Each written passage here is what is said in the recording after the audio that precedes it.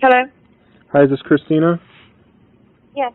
Hi, Christina. This is Officer James Frederick, Colorado PD. How are you? How are you doing, sir? I'm doing well. I'm calling in reference to Shan'ann, and I was wondering if you had any information that you could give me. So, hold on just a second. Hold on. Baby, where? Hold on.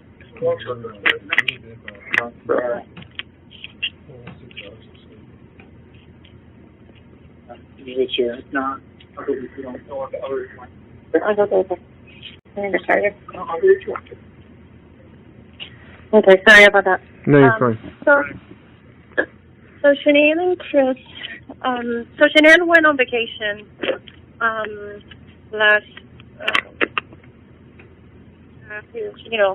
she went on vacation for like 6 weeks, to North Carolina. And, everything was okay between them until he came back, on the 5th week.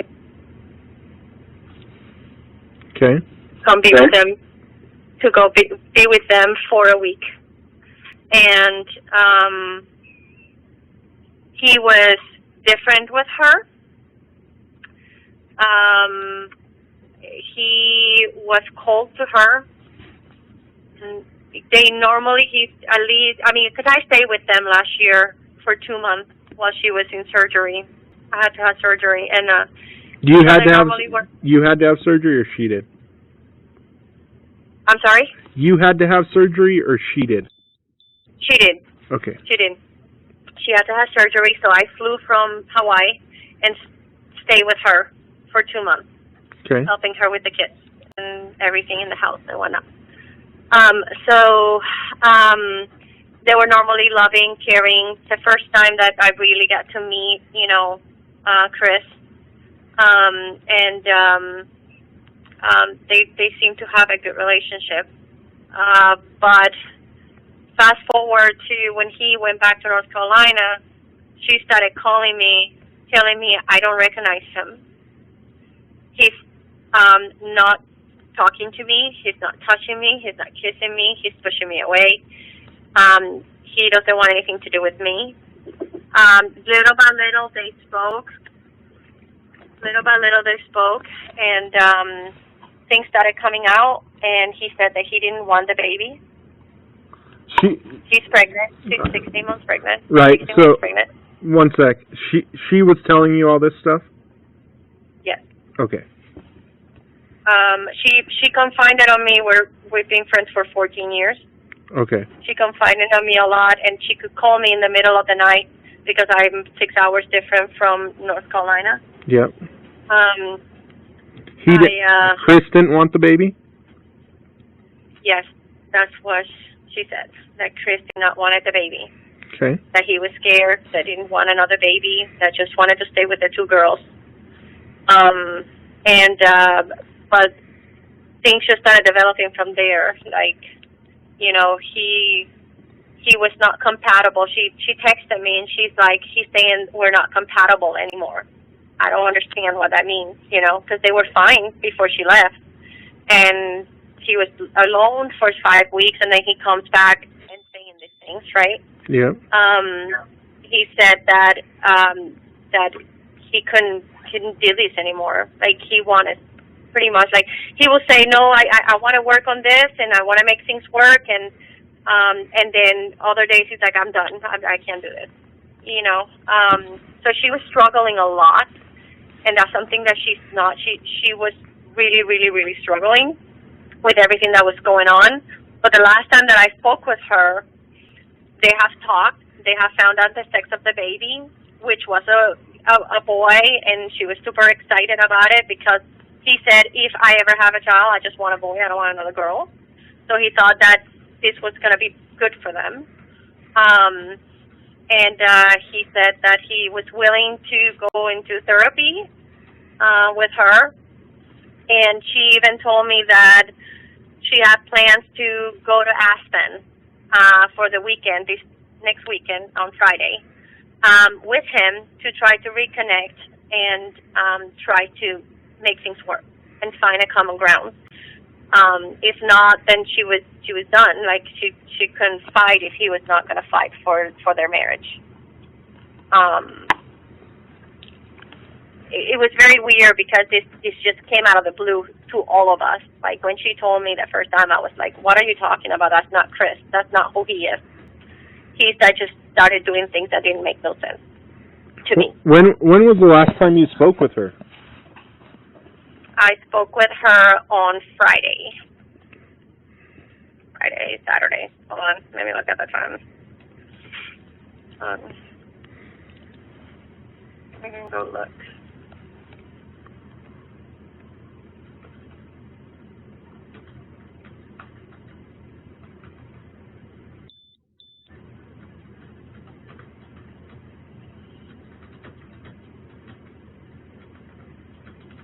Yeah, it was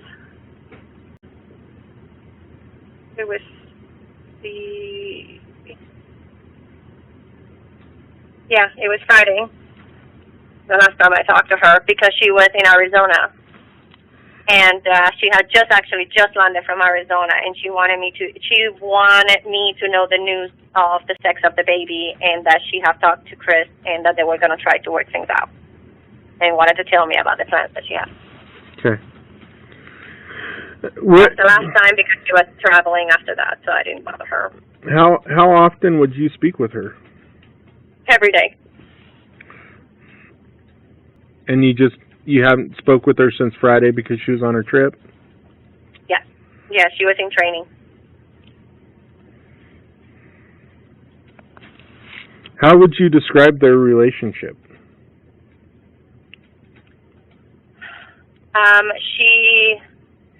She was in charge. Okay. She was the person in charge, and he followed through. She did what she wanted, but they seemed to be loving and caring, and they used to, be very lovey-dovey. So that's why when she started expressing herself that he wasn't anymore, that was kind of weird to me, because that's not him. He did mention to her that he was tired of not being able to even hang something on the wall, that his opinion didn't matter, that he wanted to stay in the things that will happen or whatnot. Like, because she normally is in charge. She normally is the one that keeps everything going, if that makes sense. Yeah. So he expressed that that's one of the reasons that, he didn't think that things were working out, that he was tired of that he didn't have any say. And so would you describe her, was she your best friend? Yes, she's like my sister. Okay. I mean, I wouldn't have never stopped my life for 2 months for someone I didn't love. I understand that. I took my daughter with me last year, and I went and took care of her baby girls, took them to school. I was her right-hand person until she was healthy enough, and I left in October. Do you think she would withhold information from you? No, I think I was one of the first person that she spoke to about what was going on between Chris and her. Okay. She confined on me a lot. So she just started telling you this stuff within the last couple weeks, or has it been a couple months? No, this just happened. When he went to North Carolina, she was blindsided completely. She's like, I don't understand what's going on. And I was like, I don't either, because you guys were just fine. And did she ever say that they had any other issues in their marriage prior to this?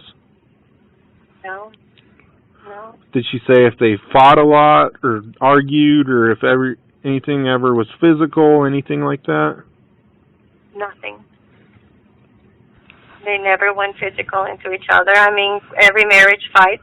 Right? That's just part of human nature. But they pretty much keep it very civil because of the kids. Okay. I just, it makes no sense, everything that is going on right now. So sure. Because he was always very, like, he put them first all the time. He put the kids first? All of them. Like, they were their world, you know. He put them all first. He was having feet for all of them, and all of a sudden he was aggravated by the kids playing around him.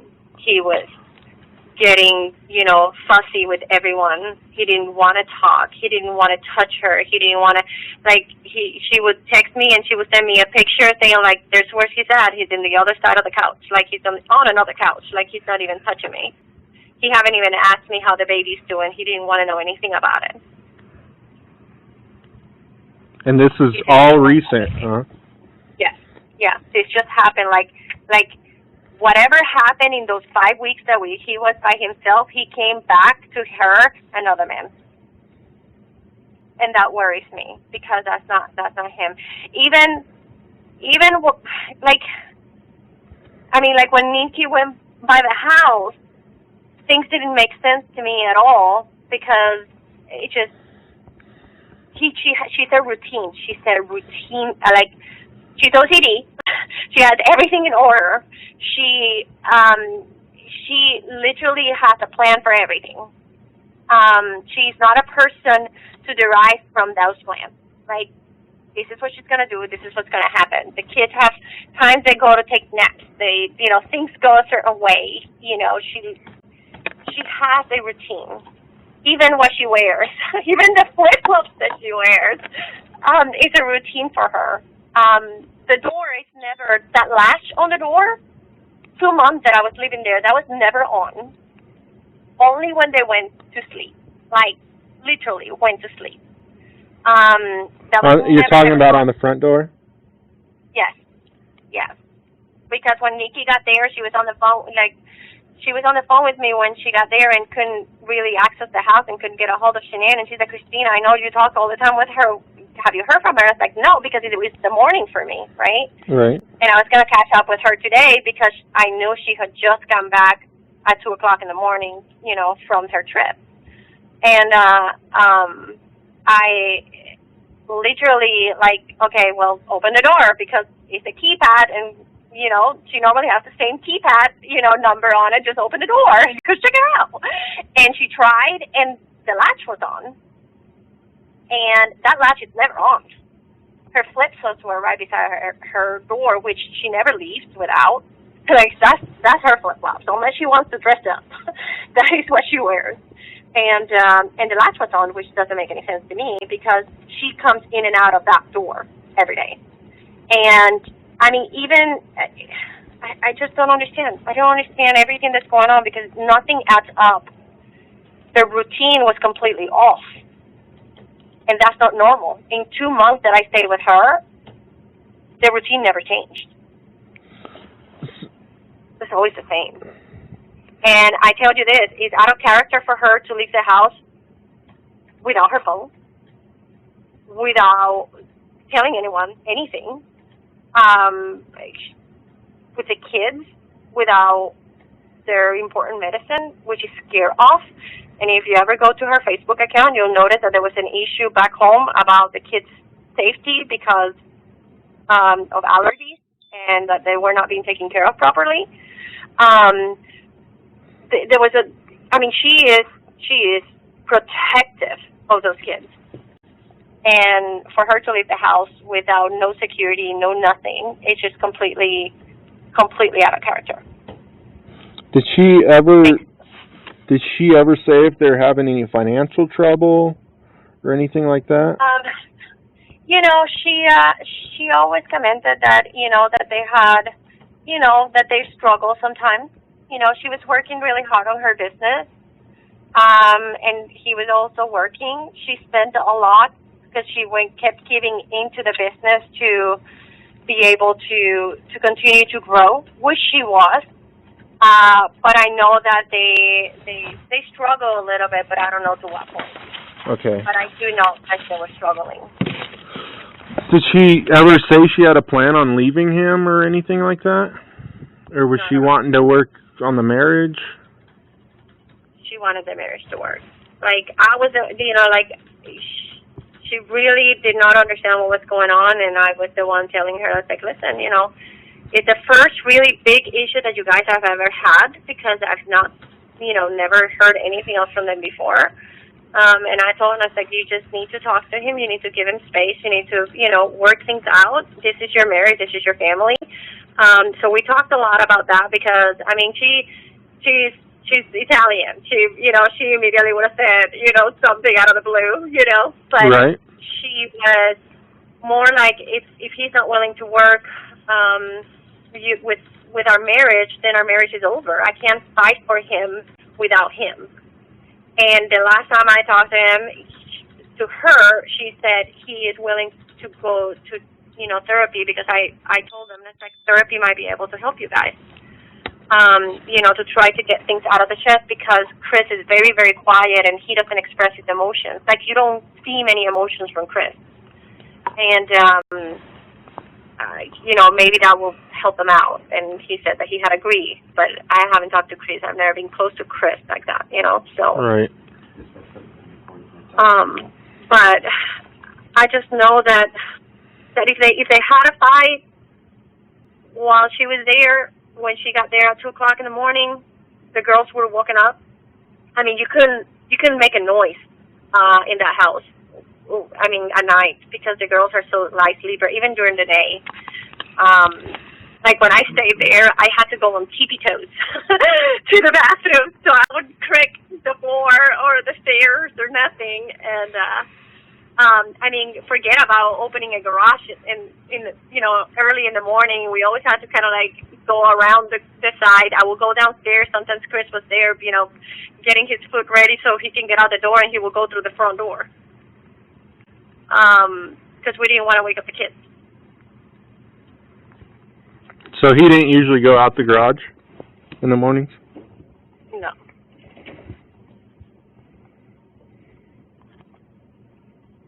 He will come home, and sometimes will come through the garage. He will come through the garage, but normally in the morning he will go through the front door.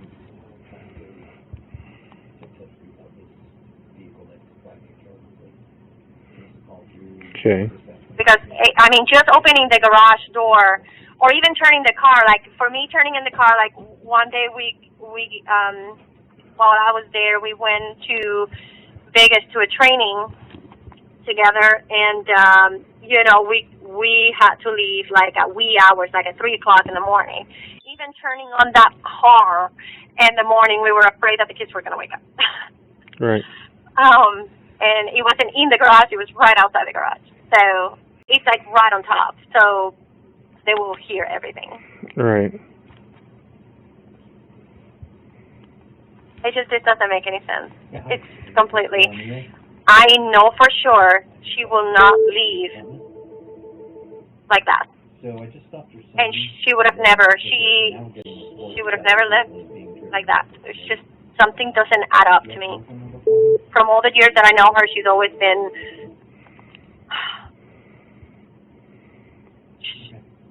You could rely on what she was going to do, if that makes sense. Right.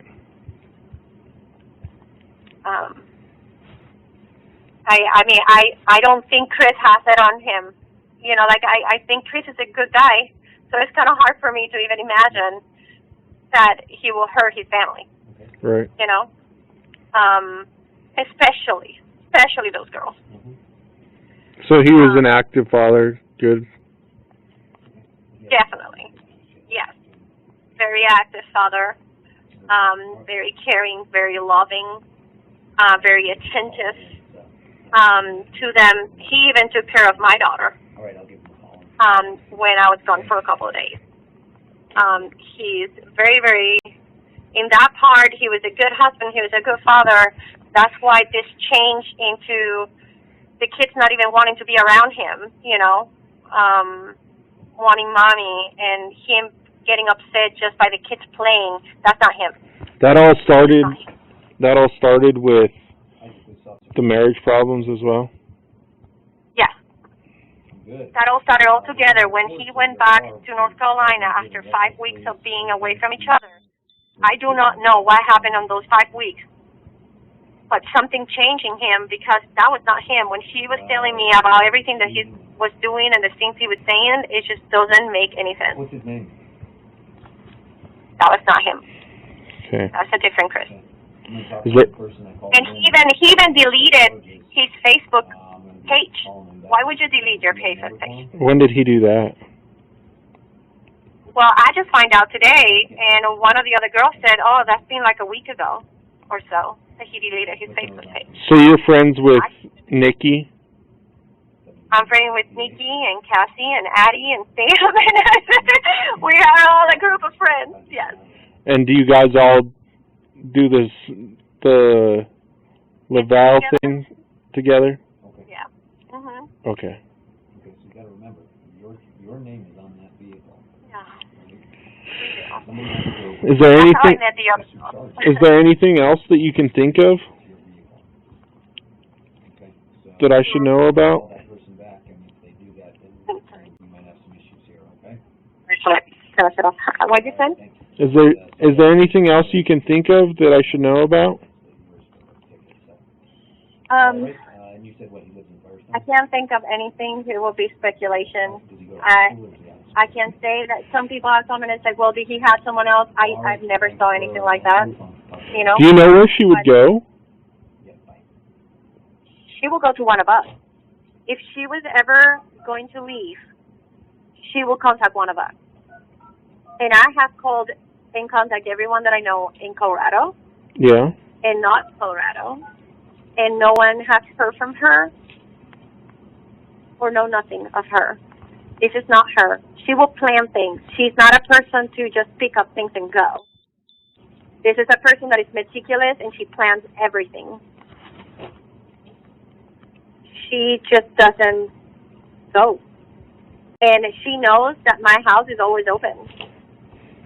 Always. Because I told her, it's like, if you ever need a break, you know, you can come over here. It's just hard to start all over here because, you know, it's expensive, you know? Right.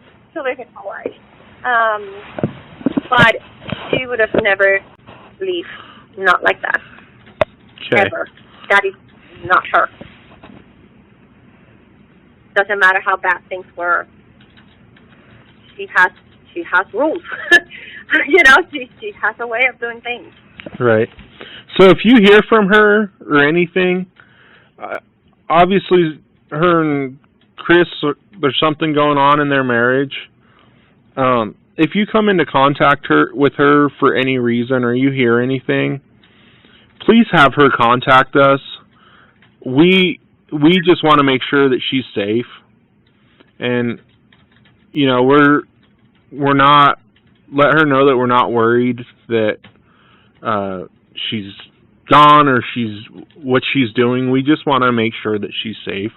As long as we can guarantee her safety, that's what our most important thing that we're looking out for is that she's safe. So if you hear from her, doesn't matter the time of day, I'll give you a phone number to call and have her contact us. Or if you hear from her, you can contact us. Would you do that for me? Of course. Okay. And so when you're ready, I'll give you a phone number. Okay. What's the phone number? 720-652-4222. And that's to our dispatch center, and that's answered 24 hours a day, 7 days a week. And just ask to speak with a Frederick officer, and one will call you. Okay. Our main concern is her safety, so. 652-4222. Say it again. 720-652-4222. That's correct. So, I tell you. if you hear anything from her or are able to talk to her, either you call us or have her call us. We just want to make sure that she's safe, okay? Okay. And if there's anything that you can think of, this phone number that I called you from is our police department. During business hours, it's answered, so that's 8 to 5 Colorado time. Outside of that, it may not be answered. You can try to call it. Otherwise, you'll have to contact that dispatch number, and an officer will contact you. Okay. Okay? And if you think of... Because all I know is that this is not her. Right. Never live like this. And she will never leave the kids like this. Like, it just won't happen. It's not her. If you think of anything else that comes to mind, please don't hesitate to call us, okay? Will do. All right, thank you so much. Bye. Bye.